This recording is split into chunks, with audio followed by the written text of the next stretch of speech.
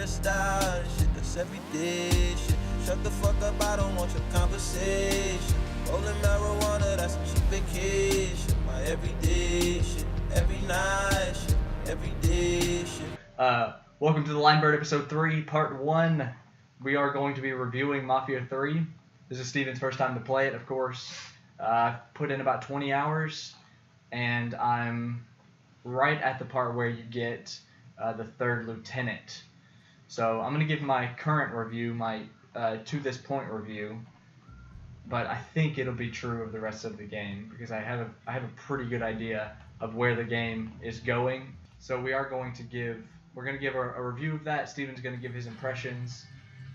Of course, having Hendrix at the title screen is just I didn't give it time to play. as badass all along the watchtower. As badass a decision as could be possibly done. The first time I booted this game up after it took so long to download, I did the digital copy. I came to the title screen and that was playing, and I just knew. I was like, this is it. I cannot wait to invest a lot of time into this game. And I was really excited about it up to a point, and then it just kind of wore out. And that is the name of this review.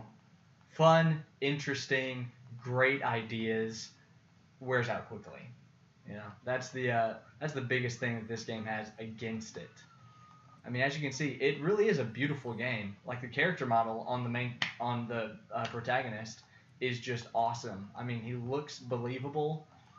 His clothes have that. See, like, whenever the first day I played this, I came to Steven the next day, and I was talking to him about it.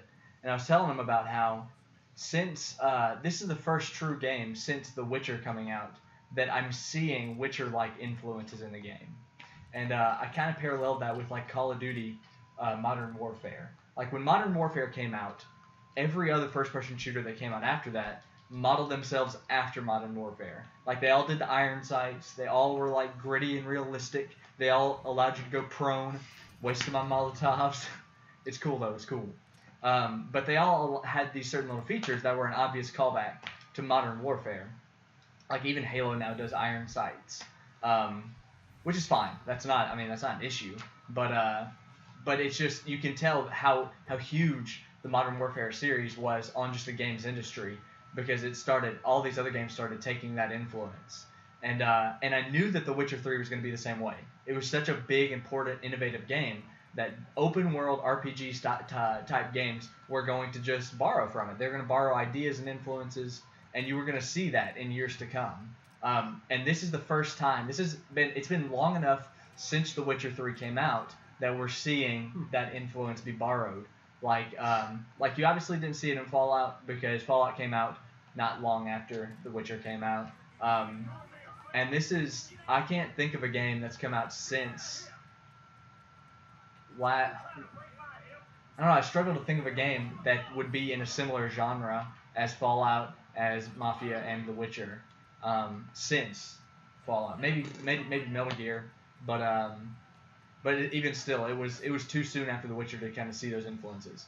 And so the influences that I'm speaking of are going to be in the minuscule detail of like the protagonist, like all the wrinkles in his jackets, and when you pan close up to his jacket, you can like see the threads in the jacket. That is straight up borrowing from The Witcher. Like, not in the in the dark side of the moon, you can't see it, but yeah, like all these. I mean, you can tell he just pulled that out of his trunk or whatever, wherever he keeps that jacket. It's got all those little wrinkles and everything. There's the voice acting is tremendous, which isn't. I mean, that's not novel to The Witcher, but it's definitely harkening back to it. One thing that this game has that is unique to it, though, is incredible mocap. Like, it's got, and I don't mean the Mortal Kombat character, but the motion capture in this game is insane. And I'm sure at some point Steven will get us to a cutscene so he can look at what I'm talking about. But like the way that the characters' mouths move whenever they're in conversation, it looks so natural. And I haven't really seen a game successfully do that since L.A. Noire, back on Xbox 360. When was that? In 2009 or something? And that, RIP to that studio, because they soon went underwater. after L.A. Noire, which sucks. L.A. Noire didn't sell very well, but it was a good game. It was a lot of fun. It was a good game. It was set in a similar time period as this.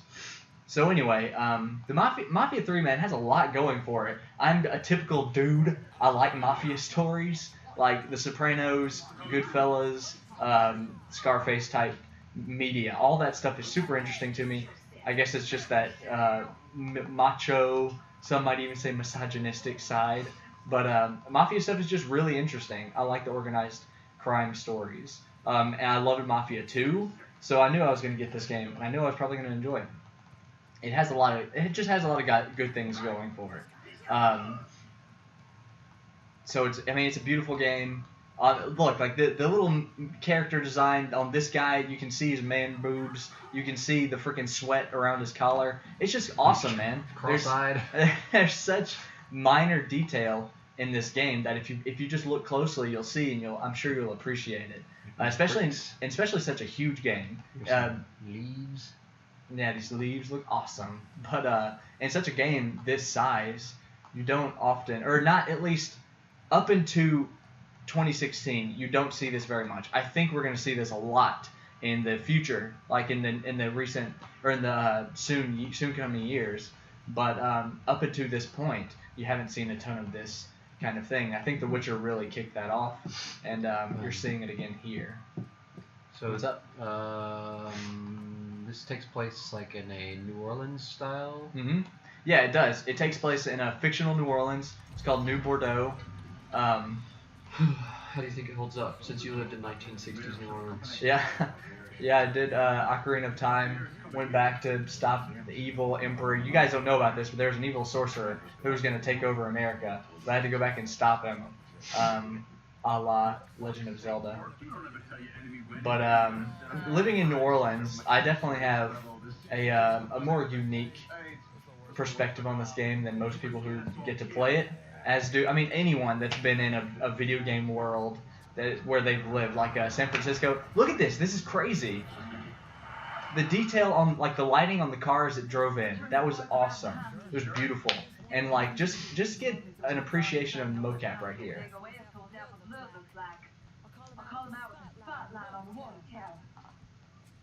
Load up some barrels with a special mix I cooked up. Scatter them across the yard. It'll take a minute. So don't be close to them when they blow.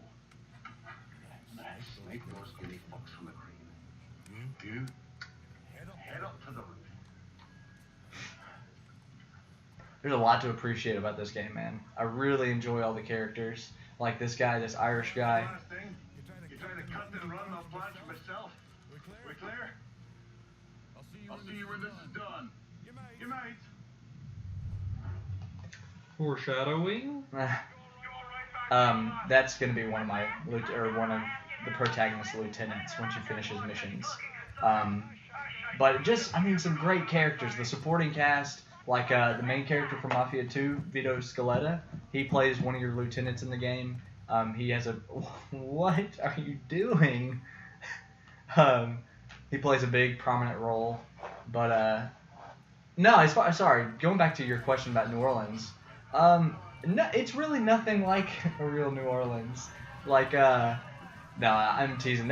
You can see the places where they really made an effort to make it look like New Orleans. Like the French Ward is, definitely. Like you obviously see that this is supposed to be a fictional French Quarter. You are getting eaten up. Hey, don't leave that shotgun back there. That's a very expensive shotgun that I bought. So you can use this little rifle you got, carbine thing. Make sure you pick that shotgun back up. Sit down. Nice. No, it's not great. That dude's trying to kill you, man. Did you know? I don't know what I'm doing. You're learning. That's what you're doing. Money. No, it's the French Ward area is pretty neat. It's okay, I guess. The swampy areas are pretty cool, but then the areas in between, like the neighborhood areas, are not very well done. They look kind of like like just a cut and paste from Mafia 2, honestly. Like I drive through there and I'm like, hey, I feel like, hit those barrels, dude. Those are not golf bags. Gotcha. Look at me.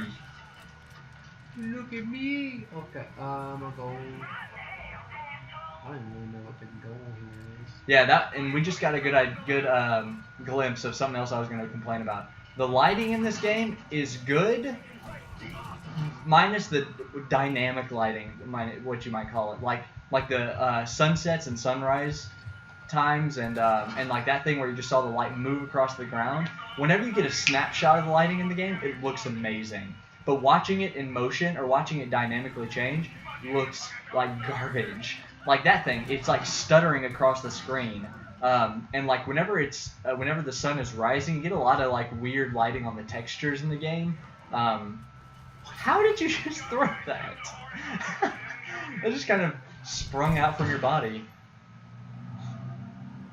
Yeah, I have that effect on people. Hey, I don't give two fucks about personal pet niggas. I want them meat alive. Got it? I didn't realize. Never mind. That was an actual term. Right. Who, me? Yeah, I mean, there's a lot to appreciate about that. One really cool thing about this game, like they've got some great ideas. If you're in a poor neighborhood, like especially a poor black neighborhood, and you steal a car or you kill somebody on the street, you can hear the cops' communications, just like you can in every other open world game, and they'll be like, we need backup to whatever, like South Grand or whatever. We need backup to South Grand. There's a reported shooting, that kind of thing. But if you're in a poor black neighborhood, what you hear instead is there was a report of a shooting in poor black neighborhood. You can go to it if you want to. Like they're apathetic. They obviously don't care. It's the 60s, of course. It's a poor black neighborhood. Very racially tense time. So there's some cool things going on in the game. But like the dynamic lighting thing takes away from it. The biggest drawback, though, just like more than anything else that I've seen in this game, the biggest drawback that this game has is that it gets boring. The kind of mission you're in right now is interesting and neat because it's a story mission, and there's some cinematics, there's some stuff going on. The built, like the way that this level is built is unique, just a little bit different than a lot of places you see.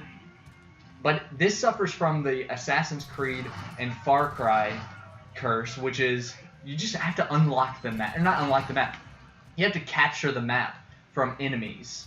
And that was a cool feature back in like Assassin's Creed Brotherhood and Far Cry 2, but now it's kind of overstayed. It's overstayed. What am I trying? Overplayed. That's what I'm trying to say. At this point, it's overplayed. Like having quadrants of the map that are captured by the enemies. You are right by a red bear. Ooh, you better hit up on the D-pad. Hold it. The difference between hitting and holding. Hey man, stop doing that.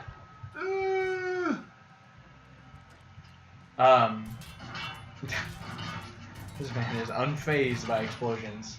Get to him and hold circle. Square. Whatever. I can breathe. But yeah, so having to capture quadrants of the map from enemy territory or from enemies is it's just an overplayed feature in games. And so this game is no different. Like Far Cry games, I have a very hard time finishing them because of that feature. Same with Assassin's Creed games, and I'm sure this is going to prove to be the same. I'm not terribly far in the game, but I'm already tired of doing the side missions because I'm just tired of I've got 6 more quadrants to unlock, and I've got to take all these things from the bad guys. I've got to get all the money from the bad guys, destroy their trucks. They should do it the way The Witcher did it, where it's like, hey, you need to go to this giant city, but you're not allowed to until you finish this one mission. And there's like various ways to go. Like you could bribe the guy to give you his ticket, or you could do a mission for the guard, or do a mission for the guy with the extra ticket. Various routes. You only have to do one. Or, and this is one thing that doesn't get brought up a lot, you can swim across the river. You can just go around where those guards are and just swim across the river into Oxenfurt, and you're there. That I did not know. Yeah, but you don't. Of course, the quest doesn't get completed, but I mean, you can go back and complete it, but that you still have that as a pending quest. Thank you. You know me. But my trophy earner. But if you want to get into Oxenfurt to shave Geralt's nasty mane, you can just swim across the river and go. It do be a nasty mane. But so yeah, man, And the world is open to you right now. Playing as Lincoln Clay, the world is totally open. I know this is another dumb thing. It doesn't tell you that you just got something from that cabinet. Well, it does at the very bottom left, but you have to be looking there to see it. It's not like a quick glimpse of there's nothing. +1 med kits or something. Right, yeah, nothing like that. How do I change weapons? L1, I think. There you go. Okay. Yeah. I'll just say this, man. I haven't played this game since yesterday because I got the Tomb Raider. I got Rise of the Tomb Raider for PS4, and I've been playing that. But watching you play is making me want to play again. If I have, I was talking with you about this before the show, but if I have like a podcast or something going on that I can intellectually pay attention to while I mindlessly do this game, the game is fine, and I can again just turn off my mind according to the game, go through the rudiments of blowing up the trucks and stealing the heroin, and then progress through the game as I'm paying attention to a podcast. Then the game's fine. Then it's fine. But that's not how the game is meant to be played. The game is meant to be you're invested in it. Yeah, you're immersed in it. You're paying attention to New Bordeaux. You're paying attention to the to all the little quadrants that you're unlocking. But it's just a little bit dull. Again though, the story missions, the presentation of the story, which we just got a clip of, it kind of backtracks between 1960s New Bordeaux and present day documentary style film. Is really cool and novel. I think I can't think of a video game that's presented their game in this way. Oh, turn around, find the witness and push her over with circle. There you go. Or rear naked choke her. Oh, someone else is trying to snitch. Push her down. Oh man, people are snitching. No. He's flirting. Just flirting. Flirting. Just flirting. Boy! I got time. Jesus. I'm sick of this. Just shot her in the beanie. Drive a little bit. Go up to a car and get a feel for the driving. Go to a car. Square is how you get in. You could have gotten in that car. Where are you going? There are no motorcycles if that's what you're looking for. What I was gonna say? Oh, can you customize your character at all? Like, can you? I mean, obviously the face, not probably, but probably not the face, but can you change clothes? Mm-mm. No. Is there like it's pretty static. Master Witcher armor that you can acquire? No. This is a role playing game in the most basic sense. Like you were just playing as you're playing a role, and you don't customize or anything like that. You just play this character and his journey. The only kind of customization that you get is upgrading some cars that you can acquire and buying new guns and that kind of thing. But that's about it. Not very sandboxy in that way. So I read that you can change the driving. Yeah, it is, and I have it on ultra real driving or whatever it's called. So you can driving mode simulation. Yeah. You can do simulation, which is more realistic, or normal, which is like Need for Speed, where you barrel around arcade a corner style at 130 miles an hour. Yeah, arcade style. I don't know if it just.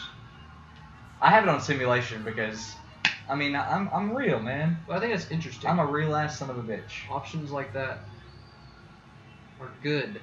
I agree. I also like the way it's telling you to turn, like to go places. Yes. Much better than just a giant glowing line in the middle of the street. Oh man, yes, I am totally in agreement with you. And you still have it on your mini map in case you want to reference it like that. So again, this game does a lot of really small, nice things. Like it's got a lot going for it. I heard somewhere that the apparently 2K they had their hands in the development of this game before the initial studio that was developing it got shut down cool. or went bankrupt or whatever. And so 2K took, I guess, and I'm probably going to botch this story. I'm just trying to remember what it was that I heard. But they took the rights and like the story that they had built in this game and instituted a brand new studio, Hangar 13, just for this game with a new team. So this game has been worked on by 2 teams, technically, and you can see. So yeah, the game definitely suffers from having been developed by 2 separate studios, and it is like it has that similar Destiny curse.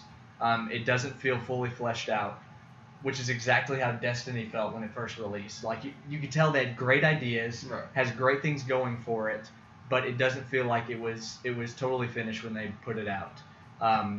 Which sucks because this game had a ton of potential. If they could have filled in the overworld with some more interesting things, like more interesting things, not more interesting things. Like we need a quantity of More interesting things. Interesting things. We need a greater More interesting things. We need a greater quantity of interesting things. The things that are in the game are interesting enough that if we had more things like that, My it would God. it would be a better game. I need you to clarify. You're welcome. Done. Clarification. Check. Yeah, it's definitely a mixed bag. Hold on a minute. I think you're carrying a gun. You are. That's why So? they're snitching. I can. Woo! Right in the spine. Don't you call the police? You gonna shoot? Dang, nice. Who now? Boy? Call the police. No. Yeah, that's the best pistol you can get besides the ones that your lieutenant's getting. Hey, he's still alive. Ah! You got runked over. Stand up! My arm! You might be dead. I'm really not sure. This game has a lot of bugs. That's another thing. I haven't really encountered that, fortunately. I've heard, like, some people I've talked to have run into some bugs. I just haven't. I've been lucky, I guess. Some bugs fly across the Right, a mosquito. We got my field of mosquitoes. view. We got 3 flies, 5 flies. So, all that being said, great things going for it. Suffers from case of boredom and glitches, apparently. My review at about 20 hours in, I'm going to give it a Spoop on a spoop. 7.1. I was going to say 68. Not as my review, but as a guess at your review. Yeah, that's what I was getting at. That's good. It's only 3 tenths of a point away. 3/15. In my scale. So, yeah, that's where I'm at right now for this game. I have lost $328. So what, do I need to file a report with the police? No, they're Tell not them going to that I care lost about you. You're $328. black. They don't care about you at all. So there, yeah, that was the review. That's the review for Mafia. Let's start talking about the other shit. Well, before we move on from Mafia, let's what are your initial takeaways just from playing it while I've been talking? You can just give me bullets. Feels like GTA, man. Well, not quite as much. Well, yeah, it feels like Grand Theft Auto, but not as